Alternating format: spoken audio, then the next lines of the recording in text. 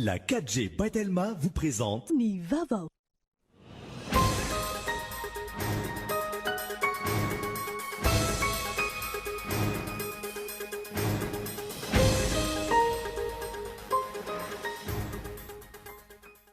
Toy ny raharaha fanondranona volamena milanja 3.7 kilao antsokosoko olona valo no nahiditra amponja vojovaika raha ny fampitambavao izay navoaka ny ministeran'ny fitsarana. Telo menada no namony eny hiarakizy vavy naratra noho ny filatsahan'ny varatra tao amin'ny fokotany Ambohitsoko commune Manandrina Omaly. Vehivavy 12 taona niaraka tamin'ny zandrany lahy 10 taona sy ankizy lahy 12 taona ireo namony eny ireo. Ray andro taorian'ny anjaran'ny fiaramanidina Indoneziana nitondra mpandeha 12 an-dranomasina. Vata mangatsiaka sy apotika ilay fiaramanidina no hita androany tao Jakarta. Nanambara ihany koa ireo tompona ndraiky mpanjakana fa efa hita ny boaty noaran'ireo fiaramanidina. Ny ateteny ireo avy hatrany.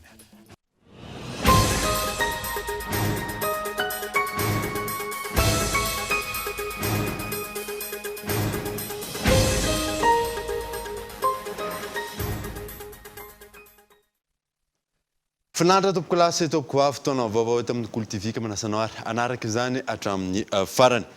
Nanombotsika ny vaovao dia toy ny raharaha fanondranana volamena antsokosoko izay milanja 3.5 kilao tany Afrika Atsimo tany dia olona valo no nahiditra amponja vonjimbaika raha ny fampitambavao izay navoaka ny ministeran'ny fitsarana Michela Ranarzona. Naharitra 2 andro ny famotoran'ireo olona voarohirohy tamin'ny fanondranana volamena antsokosoko tany Afrika Atsimo tetsy amin'ny pôle anti-corruption 67 hectares. Androany tamin'ny 3 ora sasany maraina izany no ny farana. Olona valo tamin'ireo olona ampolony noenona no nahiditra amponja vonjimbaika. Lehilahy 7 any Tsiafa ary vehivavy 1 any Antanimora. Amin'ireo lehilahy 7 any Tsiafa, 2 mpanamory fiaramanidina, 2 mpandeha nijanona tao Toliara, sekretera jeneraly ny ACM ny iray ary ny 2 mpikirakira nivarotra eo anivon'ny SDA.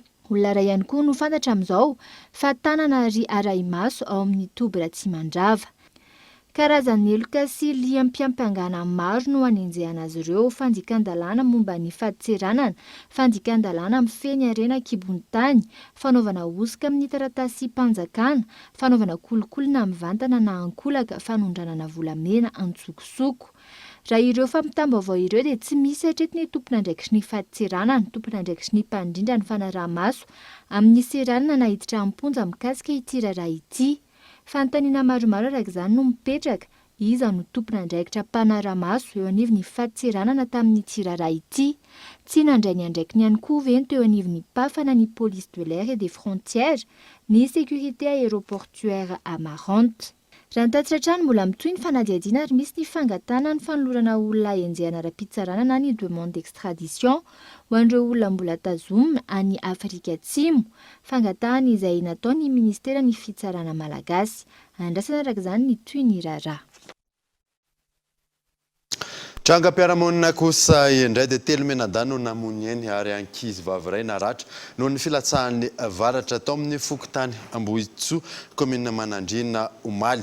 Vehivavy 12 taona niaraka tamin'ny zandrany lahy 10 taona sy ankizy lahy 12 taona ireo namony eny ireo Abraham Randriamanana. Mianada misa 3 no namony ainy tao amin'ny fokotany Ambohitsoko commune Manandrina distrika Navaradrano Omaly vokatry ny filatsahan'ny varatra. Vehivavy 12 taona ny zokiny indrindra amin'izany ary ankizy lahy 12 sy 10 taona ny zandrany indrindra. Tamin'ny 2 ora sy sasany teo eo ny trangan'ny loza. 7 mianadany tao anatin'ilay trano nandritra ny fotoana nisian'ny oram-baratra. Raha toka nivoaka ny azon'ny lakoziny iray tamin'izy ireo, nilatsaka ary nitetiny ambany rihana tamin'ilay tokantrano ny varatra. Raha ny fanazavana, maty sy tsy trahadrano nandritra izany ireo teny mianada ary ankizy iray ny naratra sy tsy natsiaro tena vokatra izany. Dia mivoaka foanaka zavatra ho ampiasaiko atsy ilay lakoziny dia tonga dia nisy varatra latsaka teo amin'ny tongotra teto izany. Dia latsaka teo ilay izy hita masoko mihitsy ny latsaka teo dia rehefa avy eo ilay izy mitsofoka nakato amin'ilay trano nisy an'ilay zanako. Dia ilay olona niara-nipetraka tamin'ilay zanako teo vonato keliko dia zanan-Kanada dia zanany monono kely. Dia ireo nefa tsisy naninona nefa ilay varatra nandalo teo amin'ny vonato keliko vonakirian'ilay zanako fahavereny zoron-trano dia mbola nahakiny teo ilay zanako vomivoaka aminaka teo tokotany izy tamin'izay. sivy izay ny tao dia ankizy anankidimy izay ny tao amin'ny atsimo dia le ramatoa sy le zanankely izay dia izokinay le vavy le maty io tao avaratra dia mamanay taty an-tokotany dia niditra tao an-trano le varatra dia avy eo dia nianjera daholo izay fa le ankizy lahy kely ankiray izay rery ny tafatsoaka dia niditra tao avaratra indray le izy dia nizokinay fa tery amin'ny farany sisindritra tery dia avy eo le mbola izokinay ihany ny vony fa le olona tao an-trano rehetra tsisy naninona le ramatoa paizakely fa zokinay ihany masiny le izy amina be tsy nahatsiaro tena mihitsy dia tato amin'ny tato maratra dia niatoko ankoatrany tsy zakako izany lohako. Mpianatra eo anivon'ny lisea sy ny sekoly ambaratonga voalohany any an-toerana ireto ankizy namony any ireto. Ny zavatra miseho maro moa zany dia mampalahitra mampalahitra satria dia namoizana ankizy telo menata hoe efatra no trangam-boina fa ny telo dia mahatsitratra amin'ny eo nefany kosa dia rehefa tay amin'ny hôpitaly ary rehefa nafitsaboana dia efa tahaveno ny findray aman-dreny somatsara mampalahitra satria dia mpiray-tampo ny telo menataka amin'izy ireo ny menata anankiroa zany hoe tokantrano roa samihafa zany no niarambony dia efa nanao zay hafamoan'ny fokony olona toy ny anjara birikin'ny commune ko dia ireo malatanana maro samihafa efa nijery zany zany dia toerana. Raha mpitso no anatanterahina ny fandevenana azy telo mianadahy raha ny nambarany ireo fianakaviany. Tato anatin'ny herinandro olona dimy no namony eny vokatry ny Covid-19 teto Madagasikara raha nitatitra izay navoaka ny CCO tamin'ity androany ity miisa 430 no tranga vaovao tamin'ny zany 7 teto amin'ny faritra Analamanga avokoa 9 fitaovakina karatra 9 Analanjorofo 12 Otomatsiatra 12 Vadivavy-Fitovinany 9 Amoromani 7 faritra Boeny 2 Atsimo Andrefana 12 Menabe 2 Diana ary 1 tsy mbola fantatra amin'ny zany 7 am'zato kosa ireo sitrana soamantsara. Nanoizatsika ny vaovao kosa indray dia voatazana araka ny tokony izy ny inflation tamin'ny taona 2024 raha nitatitra izay navoaka ny banky foiben'ny Madagasikara hatramin'ny septambra 2024 4.3 isanjato izay fiakarany vidim-piainana izay raha toka 5.3 isanjato izany hatramin'ny septambra 2024 miantarandriana eva. Nateo azany krizy ara-toekarena nateraky ny Covid-19 ny taona 2024 iny antonony ny fiakaran'ny vidim-piainana raha nitatitra navoaka ny banky foiben'ny Madagasikara hatramin'ny volana septambra 2024 4.3 isanjato ny tany fiakaran'ny vidim-piainana izay na ny taux d'inflation raha nitatitra ity hatrany ny janoary 2024 ka hatramin'ny septambra 2024 ny vidin'entana semi importé no tena nahitana fiakarany izay natratra 3.4 isanjato raha toka 2.8 isanjato ny fiakarany izany taona 2024 no ny fidinany sanda ny ariary niakatra 3 isanjato ihany koa nandritra fotoana io ny vidin'ireo entana nafarana na ny produit importé raha toka 2.5 isanjato ny fiakaran'izany ny taona 2024 ho an'ny vokatra eto an-toerana kosa indray dia 3.2 isanjato ny fiakaran'ny vidin'entana raha oharina amin'ny teo aloha raha toka 3.3 isanjato ny tany fiakarana tamin'ny taona 2024 hatrany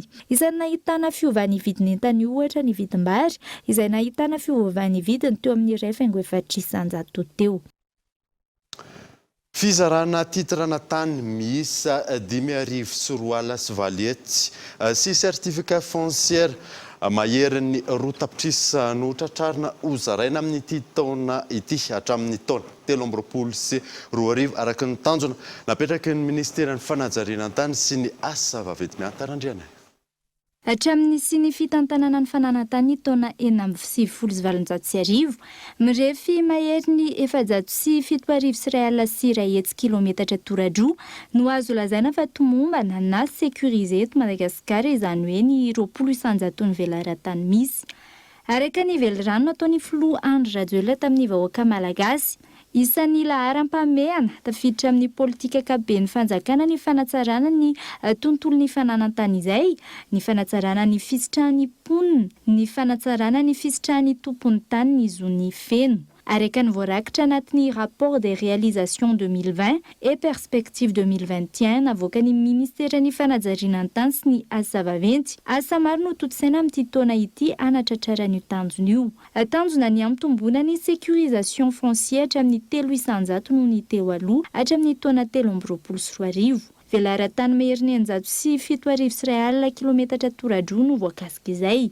Tetika asa maro no tanterana amin'ity taona ity, tahaka ny fanohizana ny hetsika lehibe toy ny fizarana bokitany sy ny karatany. Hatramin'ny taona 2024 iny ohatra, miisa 5,7 senetsy ny titrana tany voazary, ny certificat foncier kosa dia miisa 7,7 hatramin'ny taona 2024 miisa 5,2 ny fizarana titrana tany tratrarina ho zaraina, izany hoe mahery ny 5,1 no zaraina hatramin'ny fotoana io. Certificat foncier kosa 7,9 sy 7 sorotapitrisa ny isa ho tratrarina, izany hoe 3,7 sorotapitrisa no mbola ho zaraina. Ankoatra izay, entina anatratrarana ny tanjona ihany koa ny fanatsarana ny fitantanana ankapobeny eo amin'ny sehatry ny fananantany izay sy ny maro hafa.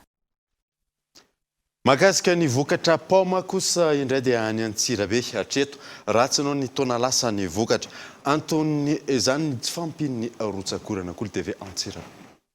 Vakinakaratra nisan'ireo mpamokatra sy mpanondrana paoma betsaka indrindra manerana ny Madagasikara. Ary atao anatin'ny distrikta Antsirabe faharoa no tena ahitana ny fambolena azy io.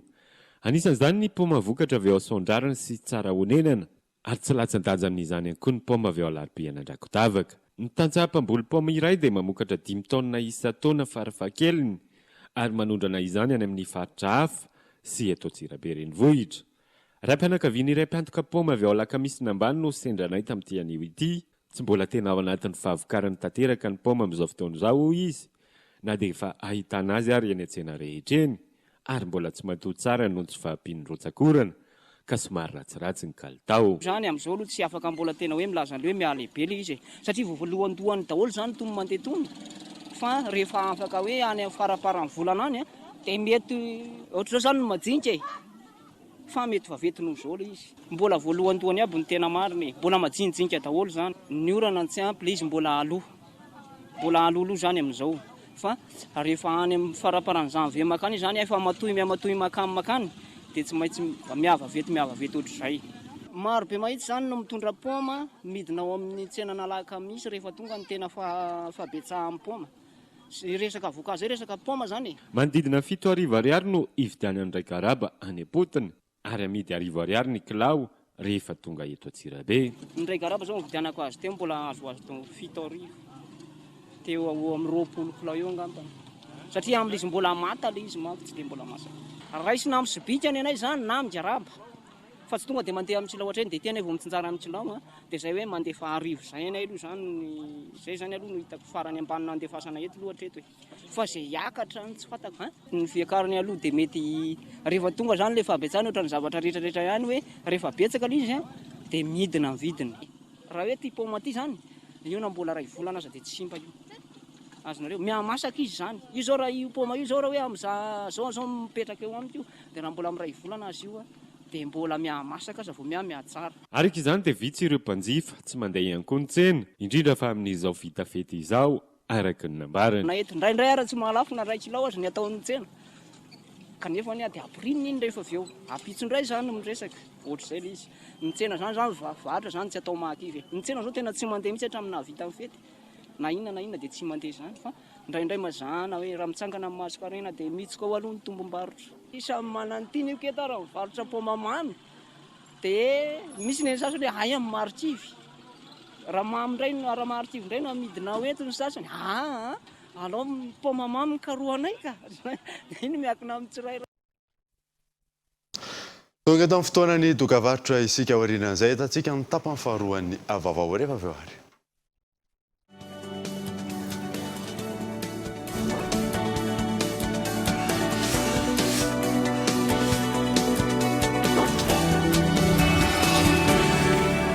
Agissez vert, choisissez Telma.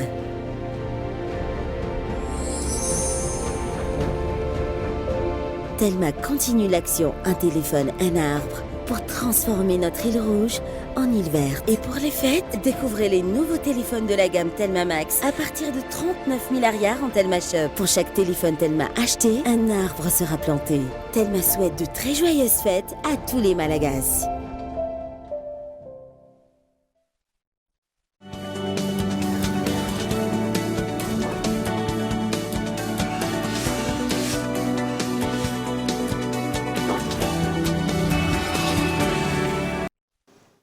Mivena eto amin'ny fampahalalam-baovao isika. Ao anatin'ny fahabetsan'ny mpilomano tanteraka amin'izao fotoana izao ny amin'ny dobo filomanosana eto Andrenivohitra manoloana ny fanarahana ny fepetra ara-pahasalamana lamina vitsivitsy no napetraka ho an'ireo mpilomano tsirairay avy misy laharan'arzo. Eto amin'ny Académie nationale des sports eto Ampefoloha ny volana septambra teo nanomboka ny verina tsikelikely amin'ny laoniny ny fandraisana ireo mpilomano.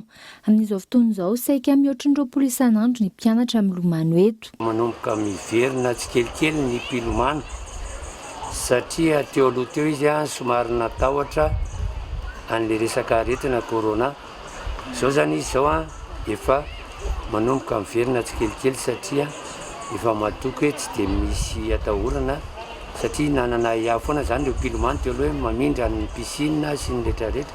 Zao izy efa manana fahatokisana hoe tsy mamindra ny filomanosana ny coronavirus. Raha teo aloha satria izay tamin'ny septembre efa mivoha dia pas plus de 20 ny client anay tonga milomano. Zao kosa izy raha tsika mahita zao na tazantsika teo aloha teo ary efa mihoatra an'izay ny club ray manontolo koa moa club rehetrarehetra reo manao compétition efa mandeha ara-dalàna tsara, manao ny fanazara-tena ny ara-dalàna, manao ny compétition ara-dalàna. Manoloana ny fanarahana trano ny fepetra ara-pahasalamana entina misoroka ny fiparian'ny valinaretina Covid-19 lamina vitsivitsy no napetraka ho an'ny mpilomano tsirairay. Isan'ny fitaovana miasa betsaka amin'izany ny chlore. Fepetra raisinay moa zany dia ny fepetra ara-pahasalamana. Ina moa le fepetra ara-pahasalamana raha ny tena lefa ataontsika dia hoe elanelana ray metatra manasa tanana alohan'ny ana. Ny anay moa zany tsy tanana tsony no sasana fa tena mandro tanteraka ny mpilomano vao milomano. Zay voalohany.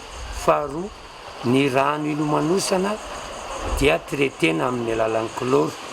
Dia raha tsika malala nefa fa le chlore no fanaovana ny désinfection eran'ny zavatra rehetrarehetra sy désinfectena eto amintsika. Dikan'izay zany le olona plus ou moins efa tena voakovrira tsara ny fisorohana ny aretina sy findra. Raha ny fanadihadiana natao hatreto tsy mbola misy ny filazana amin'ny fomba ofisialy ny amin'ny mety hifindran'ny Covid-19 any anaty dobo filomanosana no hitifariny izay diovina amin'ny chlore na ihany koa désinfectant tahaka ny brome, ozone sy ny UV. Ny chlore izay mamona ao anatin'ny 30 minitra ireo antsoina hoe micro-organisme. Tontolon'ny finoana kosa indray dia totosa androany fankalazana ny fahazato-taona ny fampiofanana eny anivon'ny seminaire Zandriny Ambohipo. Efa nananika ny 390 ankehitriny ny mopera malagasy nivoaka tamin'ny nivon'ity seminaire ity. Maro no manao asa fanompona hatrany ivelany any Yves Richard. Finozato-taona katroka amin'ity taona 2022 ity ny fampiofanana ho piritra teny anivon'ny seminaire Zandriny Ambohipo. Hatramin'ny nanomboan'ny fampiofanana izay notarihan'ireo missionnera avy any ivelany sy niasa teto Madagasikara. Anjaton'ny piritra nivoaka teo anivon'ity seminaire ity araka ny fanazavana. Efa 390 zao ny mopera diocésaine malagasy ny dikan'izany tsy église missionnaire tsony tsika malagasy fa église malagasy. Fa reo mopera reo rehefa misy miasa any ivelany. Dia izay no ankalazaintsika araka ny toroteniny artseveka teo hoe fetin'ny finoana. Fetin'ny finoana satria tsika mandray adidy dia adidy ara-pinoana ilay raisitsika. Amin'izao fotoana zany zao vanao 50 mirahalahy reo seminariste reo iofana ho pretra. Misy ny sivana takiana irosoana ho pretra, saingisany andrasana manokana ny fanoloratiana araka ny fanazavana. Mitaky fifezany tena betsaka ihany koa ny fidirana amin'izay.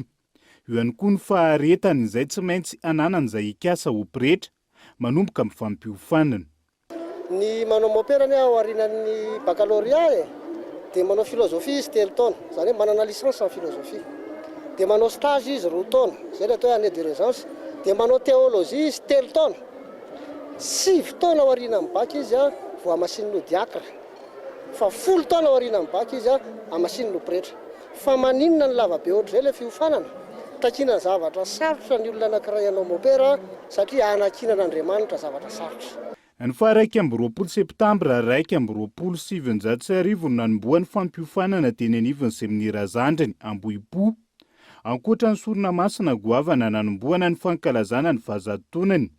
Nitondra ny teny firarian-tsoa ny fankahirezany ho an'ny vahoaka malagasy tsy ankanavaka, indrindra ny mpino katolika ihany koa androany Monseigneur Odon Marie Arsène Razanakola izay nitarika ny lamesa teny Antoerana. 10 janoary andro maneran-tany ho an'ny tantara Antsary les aventures de Tintin. Maro amin'ireo mpanao asa tanana no mampiasa ity tantara ity ho fitaovana entina misitina ireo mpanjifa eto an-toerana sy any ivelany any amin'ny alalan'ireo karazana sary sokitra. Abraham Randriamanana.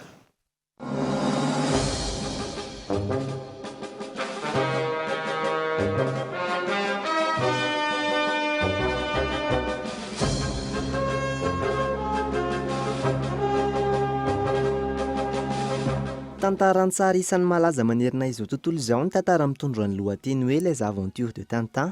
Ho an'ny eto Madagasikara, fitaovana entin'ireo mpanao asa tanana isintomana ireo mpanjifa avy eto an-toerana sy avy any ivelany ankehitriny. Ny famoronana sary sokitra sy marqueterie miainga amin'ny alalan'ity tantaran-tsary vahiny ity. Endriny maro no entin'izy ireo anasogadinana izany, toy ny haingon-trano, fitoerana firavaka sy ny sary hosodoko. Avy any Ambositra amin'ny ankapobeny no anamboaran'izy ireo izany, ary manodidina ny 3 alina ariary hatramin'ny 10 alina ariary ny vidiny mifanaraka amin'ireo endriny ireo, raha nambaran'ireo mpivarotra ny asa tanana.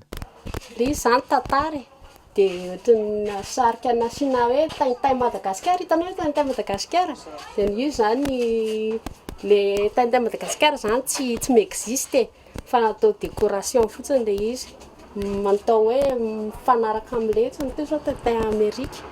Io zany zao tena n'existe, tena tian'le vazaha zany le izy ka avy an'le inspiration an'le histoire zany nanaovana anazy. Le izy le potipotika-hazo kely natambatra mihitsy zany no mahavariana an'le client an'le izy. Hoe tena hazo kely be dia be nefa navita sary dessin ohatr'izao. Tsy aivina, ny taona 1970 no taona nivoahan'ny tantaran-tsary les aventures de Tintin voalohany tao amin'ny gazety belge le 20e siècle. Teratany belge antsoina hoe Georges Rémy na Hergé no namorona ny tantara. Taona maro taorian'izay no nivoahan'ireo sary miaina sy horonan-tsary mikasika ity tantara ity. Ny taona 1904 izay manamarika ny 70 taona nisian'ity tantara ity no nametrahana ny 10 janoary ho andro maneran-tany ho an'ny Tintin.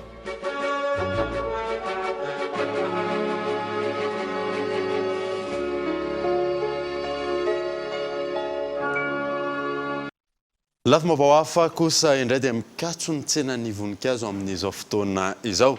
Mitombiny masokarena ny mpivarotra amin'ny fikarakarana azy manoloana ny tsy fisian'ny rotsakorana. Na ena nefa ny vidiny hoy ireo mpivarotra. Yves Richard. Isan'ny mampandeha ny tsenan'ny voninkazo ny fotoam-pahavaratra toy izao. Tsy arak'izay ny zava-misy eny an-tsena tamin'ity taona ity noho ny tsy fahampian'ny rotsakorana ka mampihemitra ny mpanjifa amin'ny ankapobeny. Mikatso ny tsena vokatr'izay araka ny fanadihadiana teny Anosy. Ny fampidinana ny vidiny sisa arak'izany ny paikadin'ny mpivarotra isintonana ny mpanjifa. Raha maka voninkazo izay maka voninkazo izay 4 arivo na 500 sy 4 arivo amidina 3 arivo 4 arivo amin'izao fotoana zany zarenao mahazo 200 300 ishe na mpividy raha amin'izao zany ny tsena tsy mandeha ohatran'ny taloha fa mety hoe olona anankitelo ndraisinao mandritra ny iray andro na olona anankiroa indraindray renao zany tsy vaky lovy fa ny any an-trano indray manaraka aty an-tsena. Toy izao raha hoe ray volana sy tapany no nampanirina anazy dia amidinay izy 500 sy 4 arivo ishe amin'izao fotoana izy na mampaniry anazy ary amin'izay 2 volana izy vao manirina mihoatra an'izay 500 sy arivo na arivo ny amarotanay anazy amin'izao fotoana. Nivadika olana goavana ho an'ny mpivarotra arak'izany ny randro anondrahana ny voninkazo. Raha iny telo isan-kerinandro teo aloha no nanatanterahan'ny mpivarotra ny fanondrahana, na izany ho an'ny entana efa tonga eny an-tsena na ny mbola eny an-tany-pambolena. Tsy maintsy amafisina ny fanondrahana anomezana aina hatrany ny voninkazo manoloana ny danikandro. Ankoatra ny fikarakarana ny voninkazo sy ny hofatsena, mitombindray manoloana io ny masokarena hoy ireo mpivarotra. Izay zao raha ohatra hoe raha niety fotsiny zao raha nihitanareo maso fotsiny zao dia 2000 par jour zany no laninay amin'ny fanondranana fotsiny dia ny any tanàna moa indray misy fatsakana zany lavadrano dia iny zay manondraka indray tena sahirana mihitsy satria lasa mamoaka vola paosy manokana indray izay angalana le rano zany satria rano tsy misy mihitsy ny rano ampianay ohatra raha mba misy zany lavadrano dia afaka io zany afaka hikarakaraina le voninkazo fa tsy maintsy mamoaka paosy indray zay manomboka amin'ny 700 ariary hatramin'ny 2 alina sy 2 ariary ny vidin'ny voninkazo eny an-tsena. Raha isany mora indrindra ny karazam-boninkazo fanaovana sisin-jaridaina, ny karazana anthurium ny voasikajo lafo indrindra noho ny endriny manokana, izay manintona avy hatrany ny rehetra, indrindra ny mpankafy voninkazo. Maresaka iraisam-pirenena kosa indray dia ray andro taorian'ny anjaran'ny fiaramanidina indoneziana nitondra-pandeha 12 an-dranomasina vatana mangatsiaka sy potika ilay fiaramanidina no hita tamin'ity androany ity tao Jakarta. Nanambara ihany koa ny tompona ndraiky mpanjakana fa efa hita ny boîte noire n'ilay fiaramanidina fanadina. Tsy ho ela dia ho azo tanteraka ny boîte noire n'ilay fiaramanidina indoneziana ny anjera an-dranomasina izay nitondra mpandeha 12 maly. Fiaramanidina izay ny anjera 4 minitra taorian'ny niaingany. Tsy mbola fantatra hatramin'izao ny antony loja ary kely ihany koa ny finoana ny amin'ny mety mbola ahitana olona tao anatiny velona. Ray andro taorian'ny nianjerany, vatana mangatsiaka sy potika ilay fiaramanidina no hita androany tao Jakarta. Potika ilay fiaramanidina Boeing 735-500 ary tena miisa 2 fitaovan'ireo mpandeha. Samby sy helikoptera maro amin'izao no manao fikarohana an-dranomasina. Sakana ho fitohizan'ny fikarohana ny fisian'ny orambe any an-toerana. Mpandeha 50 ahitana ankizy 10 ary mpiasan'ny kompania mpitaterana miisa 12. Ireo rehetra ireo izay teratany indoneziana avokoa no tao anatin'ilay fiaramanidina. Ity loza ity izay voalohany taorian'ny fianjeran'ny Boeing 737 Max ny kompania mpitaterana Lion Air nahafatesana olona 920 ny trangany taona 2012. Dia izay mamarina vaovao tamin'ity androany ity ankasitrahany ianao nanaraka izany soafa tsara dorto.